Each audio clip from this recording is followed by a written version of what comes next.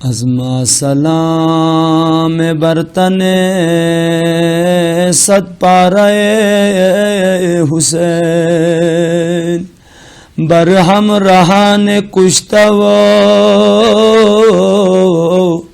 آوارہ حسین۔ 8 سال کی عمر میں محلہ عرب کھول سے 2 آدمی اخن محمد اور حج محمد اور حج اخن احمد نام کے 2 آدمی آتے تھے۔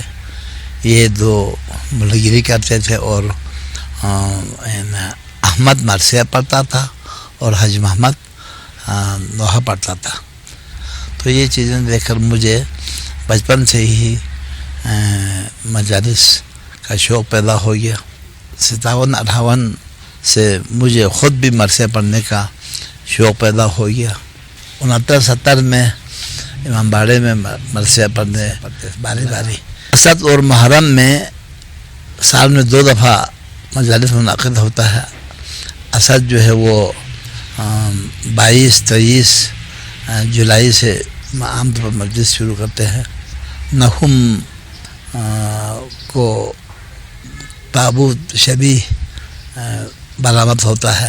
10 محرم کو عاشورہ کے دن یا اسد کے عاشورہ کے دن جو ہے وہ شبیہ ذوالجناح برآمد ہوتا ہے کروں سے، جو مختلف گاؤں کے پگڈنڈی کے راستے سے محلہ حیدرآباد کے امام باڑے میں وہاں جا کر اس دستے کے حوالے کیا جاتا تھا۔ ادھر سے وہ لوگ سینزنی کرتا ہوا نوحہ پڑھتا ہوا امام بارگاہ لسوپی میں پہنچتا تھا۔ ان کے حوالے کرنے کے بعد وہ امام باڑہ کلام جا کر وہاں سے آگے قتلگاہ شریف تک جاتا تھا۔ اسی طریقے پر وہاں سے شام کے قریب پھر ادھر سے آ کر کھڑروں میں اختتام پذیر ہوتا تھا۔ تو اس کے بعد جو ہے وہ جلوس وغیرہ جو روڈ کے راستے جانے لگا اور آنے لگا۔ سنہ 72-73 تقریباً اس سنے میں حسین آباد سے بھی جلوس یہاں آنے لگا۔ حسین آباد سے اردو میں سینزنی نوحہ پڑھتا ہوا سینزنی کرتا ہوا لوگ یہاں آتے۔ کھروں میں شروع ایام سے درود جو ہے وہ تقدیم عقد کل ذی کمال محمد است، تعظیم امر دین ذی جلال محمد است۔ پھر ہر بند کے اختتام پر اللہم صلی علی محمد و آل محمد یہ پڑھا جاتا تھا۔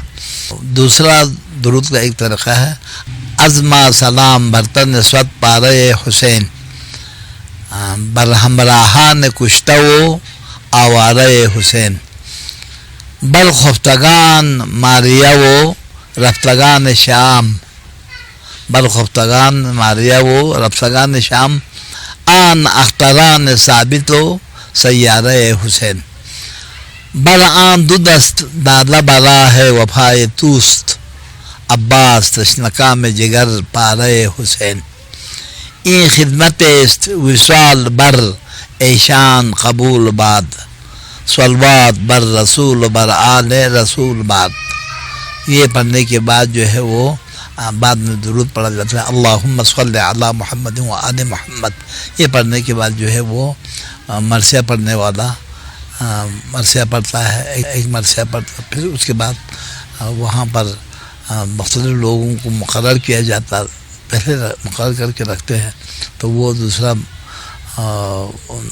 مرثیہ پڑھتا تھا۔ مقامی جو واعظ ہے عالم دین وہ منبر پر چڑھ کر آدھا گھنٹے کا 45 منٹ کا مجلس پڑھ لیتا ہے۔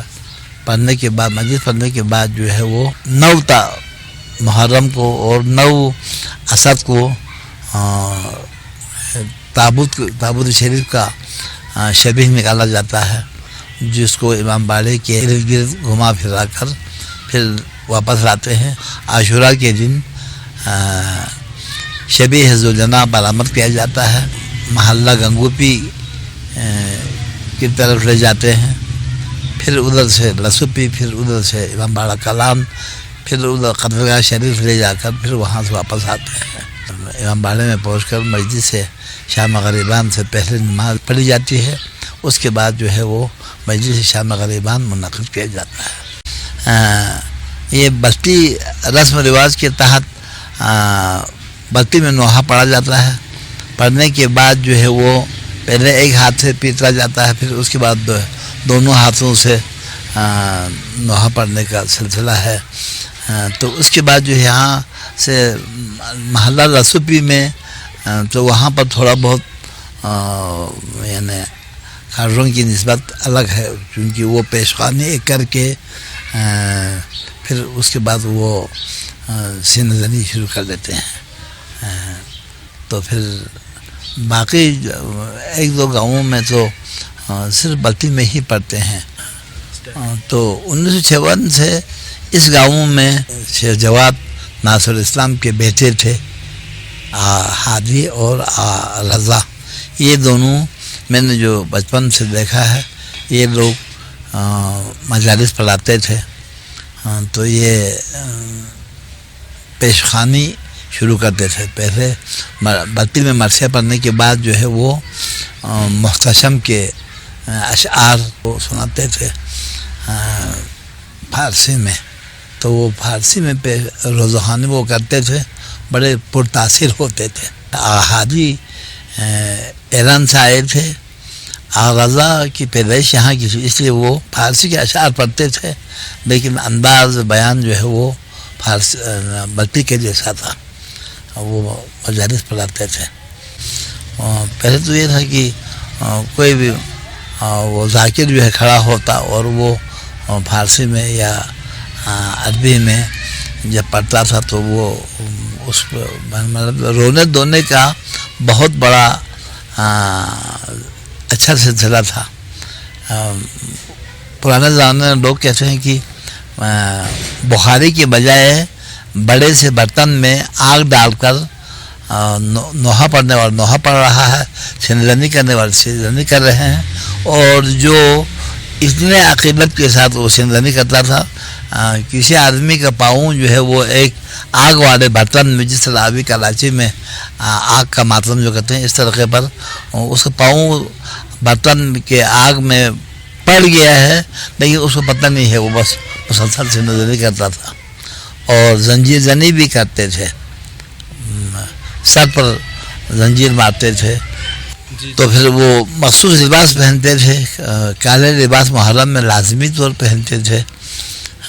اور ان کی سلانے کا سلسلہ بھی کوئی وہ تھا, پیٹھ کا حصہ جو ہے وہ کھولنے اور بند کرنے کا بھی بٹن لگا کر رکھتے تھے.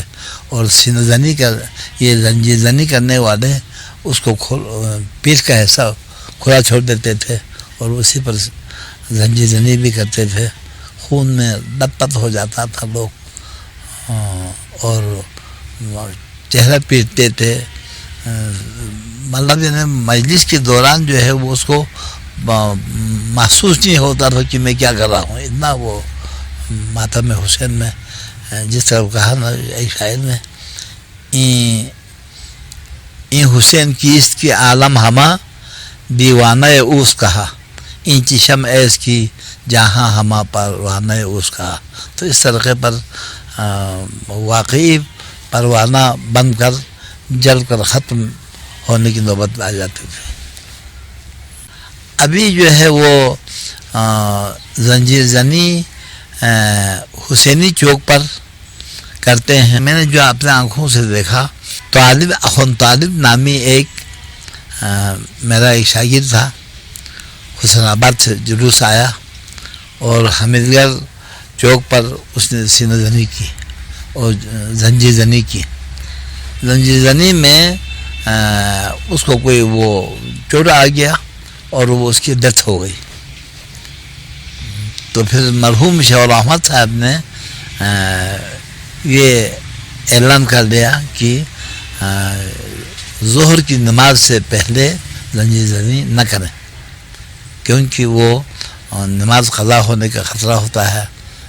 تو وہ زخم وغیرہ دھو کر نماز پڑھنے تک ٹائم نہیں ہوتا ہے. پھر اس کے بعد جو ہے حسینی چوک پر نماز کے بعد وہاں پہنچ کر حسینی چوک پر وہ زنجیر زنی کرتے ہیں. پکڑا نہیں جاتا ہے, لوگ اتنے عاشق حسین ہیں.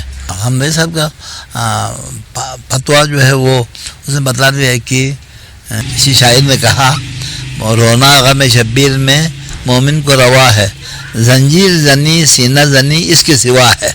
یہ کہا تو اس کے سوا ہے, کہا تو زنجیر زنی کر کے خون نکالنے کے بجائے یہ کسی مریض کو دیا جائے تو اچھا ہے, اس کی جان بچے گی.